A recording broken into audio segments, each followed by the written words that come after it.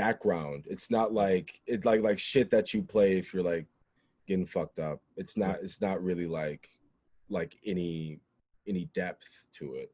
Whereas I think the advantage that you guys have over there is that a lot of the rap that I hear coming out of the UK is really pure. Yeah, it's really pure. So tell me a little bit about your influences and like who was on your iPod Nano, who was like who like way back when, who was on the playlist. Well, I'll start with American artists. I think back in the day, I used to have a certain album. Do you know what's weird? I used to have. I actually went to a shop called HMV, CD shop, and I bought a Nelly. You know when he had the two CDs that were back to back, Suit and Sweat. I bought Suit.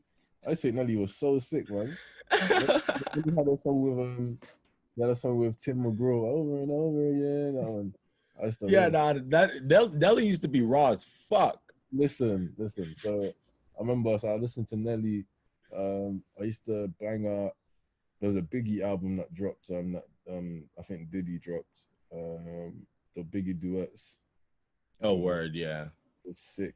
At the time, I remember listening to songs on there because they had they were doing collabs with different artists songs. So I used to. This is how I used to learn how to learn all the words, because I have a thing from young where I used to learn all the words for every track that I fucked with. I used to know every single. I used to take pride in knowing every word.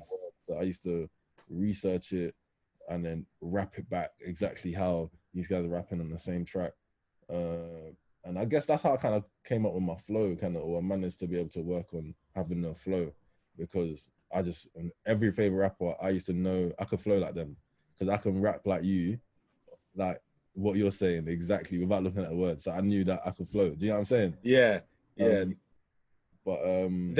say that, like, because I'm an English major, so they tell us that the best way to get better at writing is just to copy word for word what your favorite author wrote down, and then like fucking you look up and it's like you create a style of your own.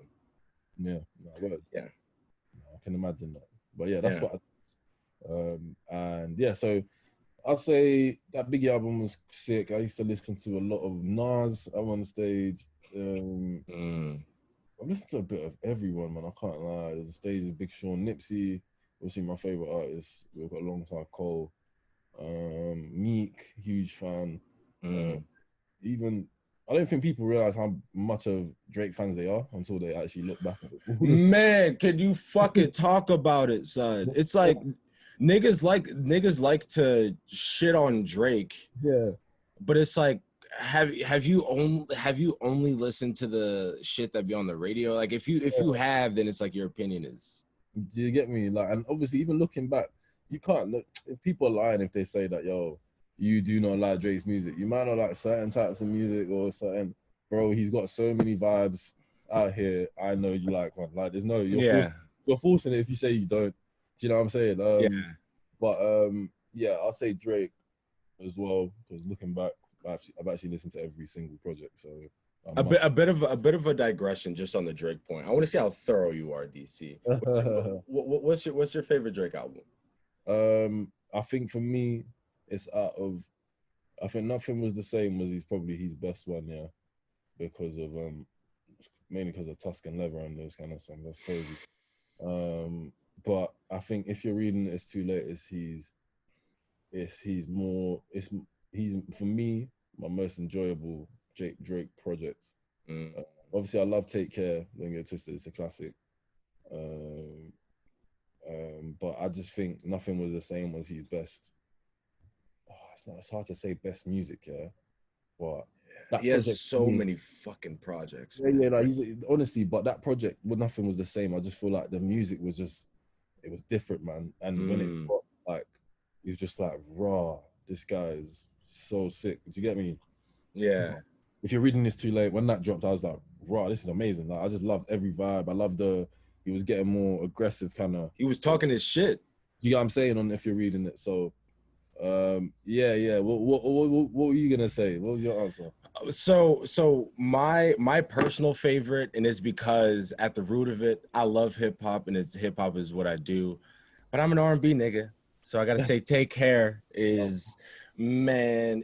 I don't think it gets better than that. Although, if you're reading this is too late, Yeah. it had tracks like Energy Legend is one of my favorite songs.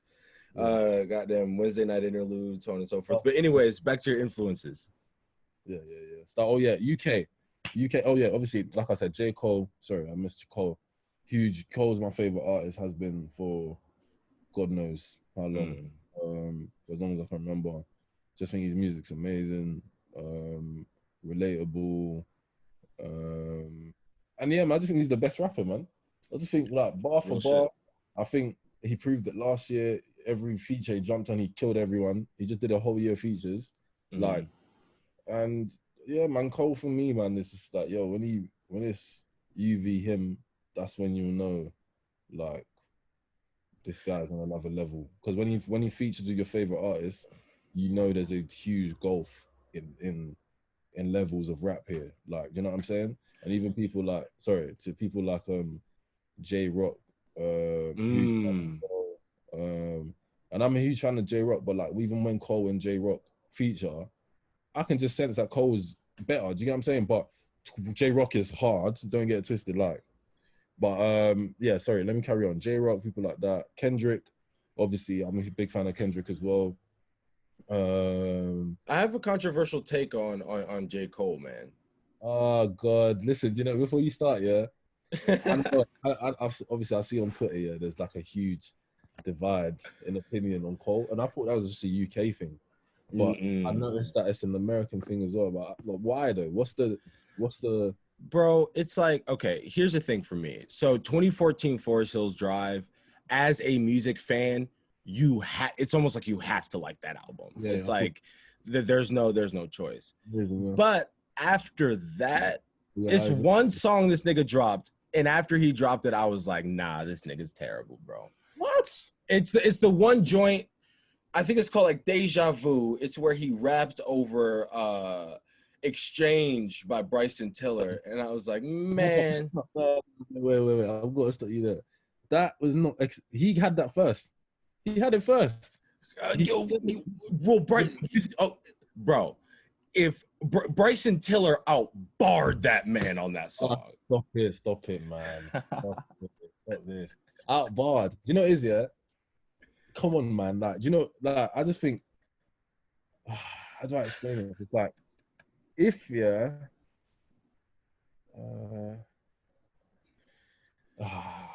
it's just like it's like I get it, nigga. Like we in the struggle, bro. I get it, and it's like life is hard, you know what I'm saying? But if you make fucking 4 or 5 or however many the fuck albums that low key kind of all sound the same. Do you think they sound the same? No way, man. Production wise, no, but lyrically, yes. Like on KOD, for example. Boom, yes. Perfect example.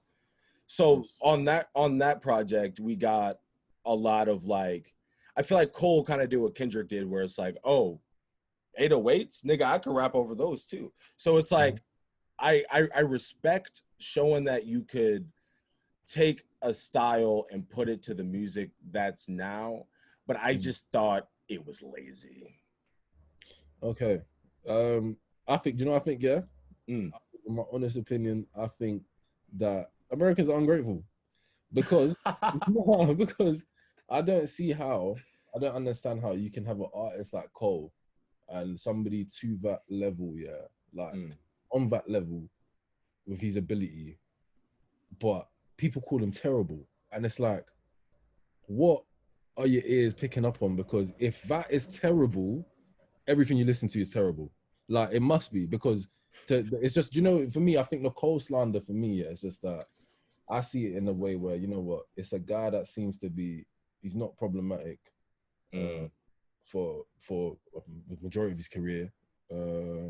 And he's extremely successful without having the cool, almost, without seeking the coolness and whatnot. And I just think like that's what's created this kind of like divide between Cole, because a lot of people is like, why is he up there? Like, blah, blah, blah, blah. But if Cole was a cool guy, people won't be talking about this, right? You know what I'm saying? If Cole was a flashy, not flashy, but he was a little bit of a flexor, like a, you know what I'm saying? People wouldn't be like, oh, Cole fuck that. You fuck with Cole heavy, and that's what I think Cole needs to do. He needs to, well, obviously now it's probably too late, but I think he should have been a bit more aggressive, man. Because like when Cole's aggressive and he's talking his shit, like yo, he's the bro. It sounds like get off my dick is one of the hardest hip hop songs of the decade for sure. Hard, like, but I hear you when you say about the project, because I've heard it from a few people about, oh, something the For Your Eyes Only wasn't for everyone, but like me as a Cole fan, I loved it, bro. Like I can't lie, like I just think when you're a fan of, I don't know if you're a fan of Cole, but when you're a fan of any artist, you kind of like, it's kind of past the music, innit? Do you get me? So like, I respect your attempt to create this, and I still think that some of the music was sick. Like Neighbors, I rinsed that song. Like there's a track called Change of Ari Lennox, rinsed it. Like there's a lot of tracks there that I rinsed at a certain stage of time, innit? But yeah, I wouldn't call it trash, but obviously you could say that, oh, he's done better. But it's not music where I'd be like, oh, get this shit off my ears. Like I wouldn't. Man, it's like that's and that's how, and I hate it because that's how it is for me, bro. And it's like, Cole, if you're watching this at any point, first of all, thank you, bruh.